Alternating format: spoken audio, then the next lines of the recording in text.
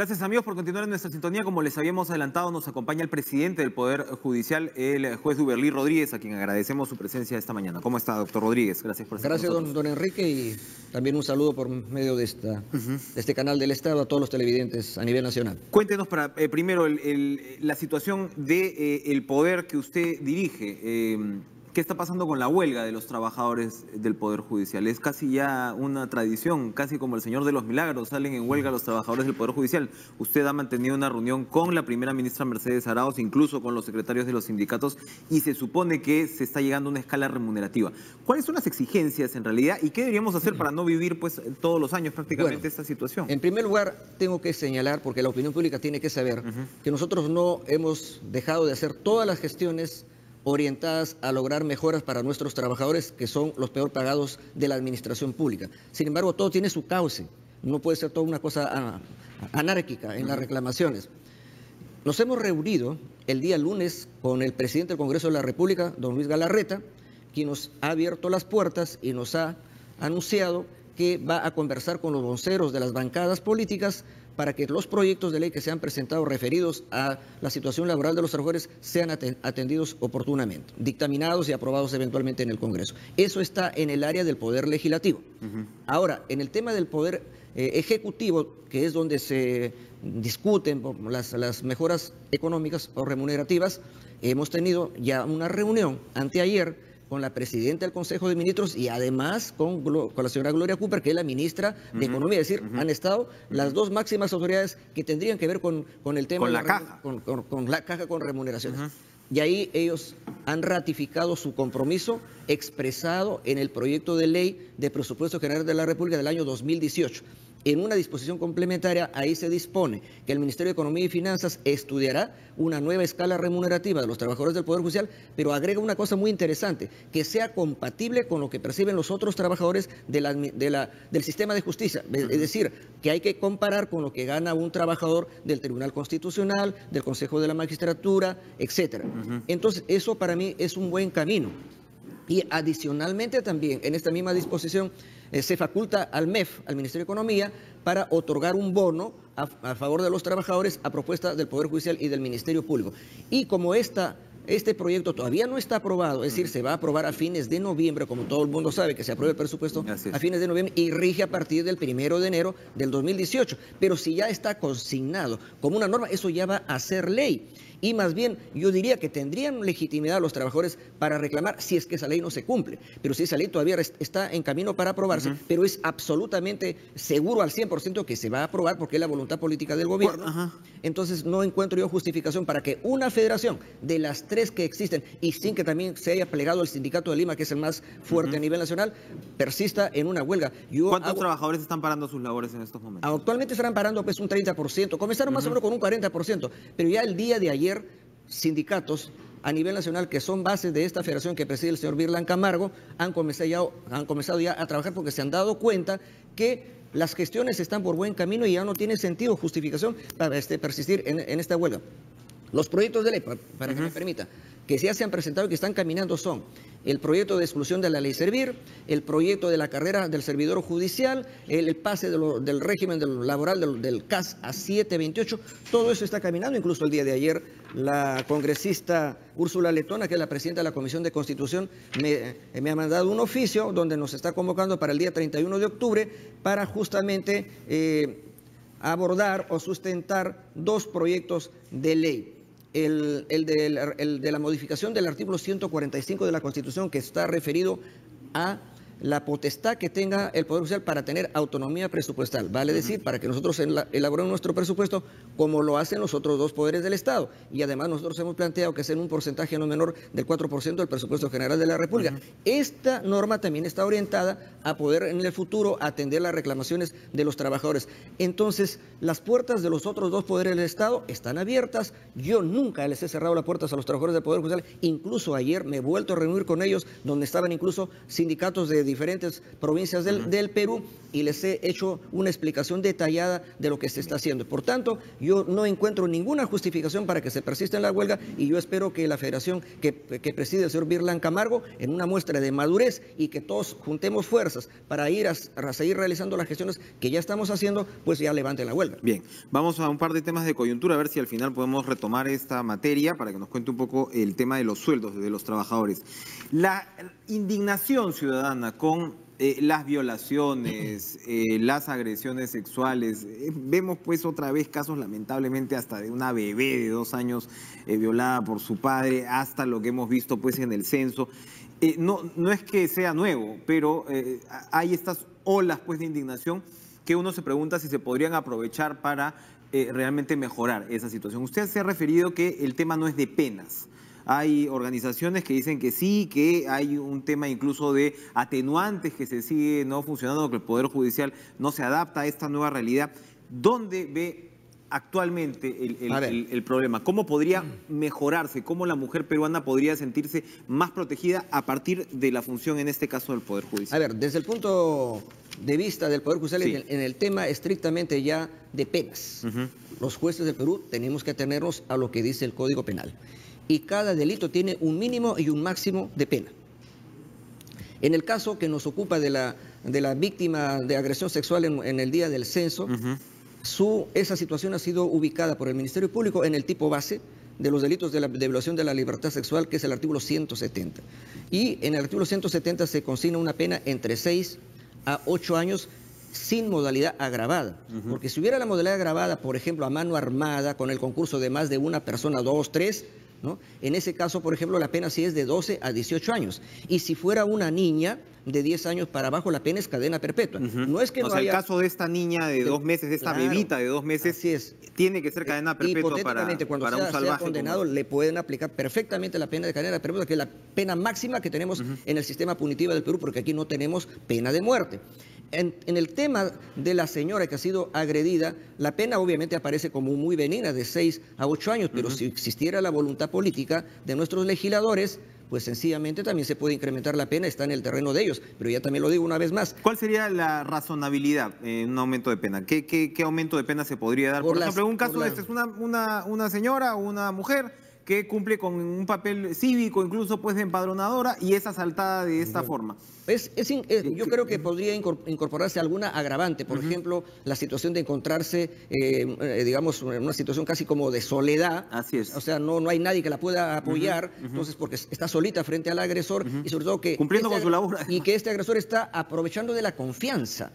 ¿Por qué? Porque todo el mundo le abre la puerta pues a una persona para que venga a censarlo y esta persona inocentemente, ¿quién va a pensar que justamente dentro hay un potencial agresor? Entonces, el tema de la confianza, o sea, el abusar de la confianza, en este caso de la que estaba censando, también podría incorporarse como un agravante. Pero en todo caso, como le digo, esta es materia de una modificación legislativa y cuando se haga la modificación legislativa, ya los jueces estamos perfectamente en condiciones de aplicar la nueva pena, ¿no? ¿Qué pasa con la duración de los juicios? ¿Usted tiene contabilizado cuántas personas están por este tipo de delitos recluidas, sentenciadas? Se dice que muchas veces al final terminan libres. ¿Es cierto esto? ¿Qué nos puede comentar de esta estadística? No creo que sea cierto de que las personas denunciadas por violación terminen siendo liberadas. Lo que pasa es que todo proceso requiere prueba. Porque a nadie se puede condenar simplemente por la denuncia de una persona. Tiene que haber una mínima actividad probatoria que permita quebrar lo que nosotros llamamos la presunción de inocencia, porque todas las personas están amparadas por la presunción de inocencia. Pero ¿quién aporta la prueba de cargo en el proceso penal? La aporta el Ministerio Público. Es decir, la Fiscalía tiene que tener la responsabilidad de acopiar, de juntar todos los elementos de cargo para que los jueces puedan encontrar, digamos, razones suficientes, más allá de toda duda razonable, para imponer una condena. ¿Cuáles son los típicos expedientes presentados por el Ministerio Público que se quedan en el camino? ¿Cuándo un expediente en el caso de violación no está bien desarrollado? Cuando podríamos decir que solamente existe la versión, digamos, de la agraviada, que no pudiera estar corroborada con un elemento indiciario por lo menos para que pudieran los jueces eventualmente Esto tiene que ver con exámenes médicos, tiene que ver con el tema pues Así legista. es, con las declaraciones, la persistencia de la declaración, la verosimilitud también de la declaración, porque si a usted le dicen, fulano de tal me quiso violar, pues estamos en medio de un parque o estamos dentro de un transporte público, pues resulta un poco no muy creíble, ¿no? Entonces hay una serie de criterios, pero que eso se abordan pues en cada caso. El caso del expresidente Alejandro Toledo, se ha sabido que ayer el fiscal de la Nación, Pablo Sánchez, ha tenido una reunión con el fiscal Hamilton Castro, ¿no? Otros representantes del Ministerio Público, y bueno, ahora se dice que el pedido de extradición se estaría pidiendo en 4 semanas máximo. Pero cuéntenos, ¿no se suponía que por el caso de Brecht ya había un cuaderno de extradición? Ahora sabemos que el caso de Ecoteva pues es el que se está cayendo y se ha dicho mucho que ambos casos deberían ser unificados. Esto no se ha dado por aparentes diferencias en el Ministerio Público, pero ya no había un pedido en marcha, a ver, para que los televidentes puedan entender. A ver, para que los televidentes puedan entender. Porque es verdad que ya hay confusión. En el caso Odebrecht, el 15 de febrero se remitió lo que se llama formalmente una solicitud de arresto provisorio con fines de extradición. Miren, solicitud de arresto provisorio. ¿Qué es provisorio? Algo provisional, algo urgente. Aquí en el Perú le podríamos llamar a eso una detención preliminar. Mire, diferente a lo que es detención preventiva. Una detención preliminar es por 2, 3 días. En cambio, una prisión preventiva, pues ya 9 meses, 18 meses, etcétera. Entonces, es una medida urgente para evitar que el requerido, digamos, pueda fugar de un país donde se encuentra. Pero ya en este caso, como esta solicitud fue el 15 de febrero y ya ha pasado prácticamente un año y no ha sido atendida, eso ya prácticamente pierde vigencia, ¿me entiende? Como que queda ya descartado. Entonces aquí lo que corresponde es ir a apuntar al trámite principal. Pero no hubo una respuesta oficial de Estados Unidos. No hubo una respuesta. No se dieron por aludidos. Así es, en la solicitud de arresto provisorio. Ahora lo que corresponde, según lo que incluso ya acabo de enterarme por información periodística del diario El Comercio, que ha recogido el día de ayer y pues, supongo que hoy día también, que el fiscal Hamilton Castro ya estaría armando el cuaderno de extradición propiamente dicha, que tiene otro trámite que la solicitud de arresto provisorio. Entonces, este cuaderno se arma con todos los elementos de convicción, con todos los indicios probatorios, porque tiene que superarse lo que se llama la causa probable. Es decir, los norteamericanos no van a otorgar una extradición simplemente por una sospecha. No, ellos tienen que estar más o menos convencidos de que hay una alta probabilidad de condena. Eso se llama causa probable. Ahora, entonces, para terminar, el fiscal tiene que reunir todo eso, armar el expediente y pedirle al juez, que en este caso entiendo que es el señor Concepción Carguancho, para que ya arme el cuaderno de extradición, se hace una audiencia y luego el segundo paso es que se remite a una sala de la Corte Suprema, cosa que no ha ocurrido con la solicitud de arresto provisorio, que se ha ido de frente a Estados Unidos. No, acá tiene que pasar por la Corte Suprema, que hace el control final. Entonces, ¿qué sala es la que ve en la Corte Suprema? No tengo, se va a distribuir, según llegue a la mesa de partes. Hay una distribución aleatoria. Entonces la Sala Suprema hace una audiencia de extradición y luego toma una decisión y luego la remite al Consejo de Ministros del Perú. Y allí el gobierno, ya con un componente político, aprueba, digamos, la extradición y la remite a las autoridades norteamericanas. Ese es el paso. Ahora, el fiscal ha dicho que más o menos, habría dicho, porque eso oficialmente no está consignado, eso demoraría más o menos 4 semanas. Es decir, estamos hablando pues ya fines de noviembre, ¿no? En que se estaría ya pidiendo esto y luego pues me imagino que a fin de año se estará remitiendo ya eso a Estados Unidos. El hecho que Estados Unidos haya guardado silencio, o el Departamento de Justicia de Estados Unidos haya guardado silencio sobre el pedido de arresto provisorio, ¿no es un mal antecedente? No creo, porque no es una petición de fondo. Ya la solicitud de fondo es el trámite de extradición propiamente dicho. Para ir terminando, doctor Rodríguez, las autoridades siguen con mucha atención las declaraciones suyas y una autoridad me escribe sobre el problema que hay con los jueces que liberan delincuentes. Se refieren al caso en Chiclayo, ¿no? El caso de Tumán, donde se ha cambiado pues la administración de la azucarera, es todo un problema y ellos usan medidas cautelares y se cambia el juez. Se considera en algunos, digamos, sectores del Estado un serio problema. ¿Qué está pasando con los jueces que se cambian? El tema de las azucareras. Le explico, porque incluso he escuchado por ahí algunos ciudadanos que estarían incluso hasta sospechando de la participación del Poder Judicial respecto a este carnaval o esta justicia delivery que se está presentando particularmente en el norte del país. Yo particularmente me he preocupado por preparar un proyecto de ley que ha sido aprobado en la Sala Plena de la Corte Suprema y que ya ha sido remitida al Congreso de la República. Y para su información, en la comunicación que me manda la congresista Úrsula Letona me está convocando justamente para debatir el proyecto que hemos mandado, que es para modificar artículos del título preliminar y artículos del Código Procesal Constitucional. ¿Por qué? Porque el actual Código Procesal Constitucional aplica lo que se llama el principio de flexibilización de la competencia. ¿Qué es flexibilizar la competencia? Porque mire, juez natural significa que ese juez conoce cualquier tema judicial que se presenta en su área de competencia, porque el juez de Tumbes es competente para ver los hechos ocurridos en Tumbes, y el juez de Lima los de Lima. Pero con este principio de flexibilización de competencia constitucional, resultan competentes todos los jueces del Perú, ¿me entiendes? Por eso es que se pueden presentar un habeas corpus o una acción de amparo en Azángaro, en Huancabamba, en Tayacaja, en Amazonas. ¿Y el cambio de juez cómo está definido por esta situación? ¿Qué estamos planteando?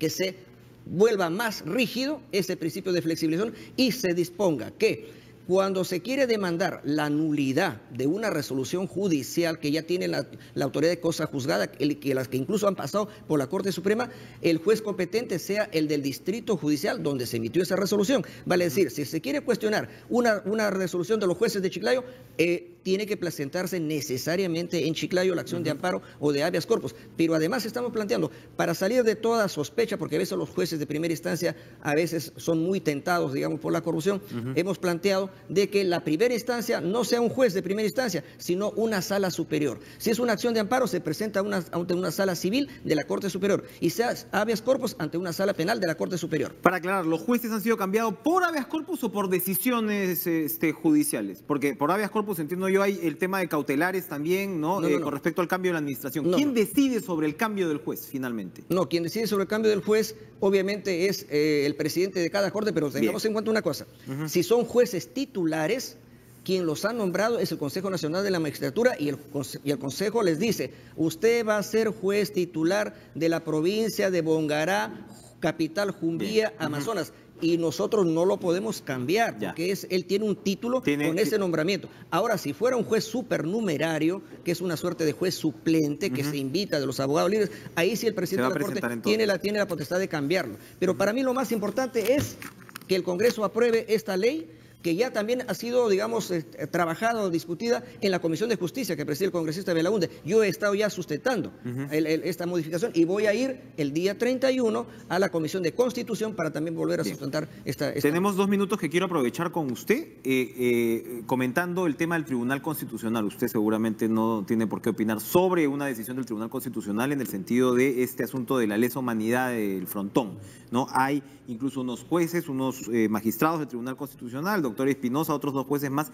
que han recurrido a la Comisión Interamericana de Derechos Humanos reclamando por lo que ellos considerarían un acoso del Congreso por haber tomado esta decisión. Es toda una controversia. Usted, por supuesto, tiene conocimiento de estos temas. Usted fue la última instancia en este sentido que revisó la sentencia de Alberto Fujimori, que ya sabemos hay todo un debate alrededor de esta tipificación.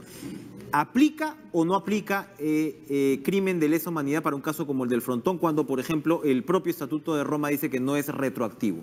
A ver, mire, yo no me voy a pronunciar en el sentido de afirmar en sentido positivo o negativo lo que usted me pregunta, pero lo que sí tengo que decir es lo siguiente. En un Estado de Derecho, en un Estado constitucional de derecho, los ciudadanos y las instituciones tenemos que aprender a respetar a las instituciones. Vale decir, si el Ministerio Público toma una decisión, yo como ciudadano del Perú y sobre todo como representante del Poder Judicial tengo que llamar a que se respete esa decisión.